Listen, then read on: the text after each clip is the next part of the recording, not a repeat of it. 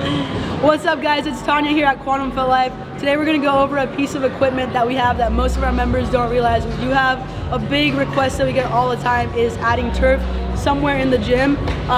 Really the only reason usually people want to have that turf is to do sled pushes or sled pulls. So let me show you a machine that actually simulates that exact same thing. We have the Matrix S Drive right here.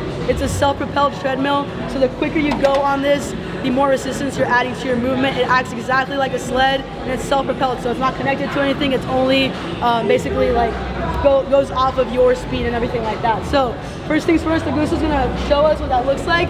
But you want to adjust your resistance right over here. So there's two functions to this. There's a sled push and pull, and there's also a parachute function. We're only going to focus on the sled push today. So you're going to adjust your resistance. The higher the number, the more the resistance is, and it acts exactly like a sled. So this is going to be the top of the sled wherever you hold. Just like a normal sled, you're going to drive to your feet, keeping your core tight, staying nice and low to it. Once again, the quicker you go, the more resistance you add, so you can definitely make it really tough on yourself. Personally, when I use it, I'll do high intensity interval training on it, so I'll do 30 seconds on, 30 seconds off, something along those lines to get my cardio in and get my leg burn at the end of my workout.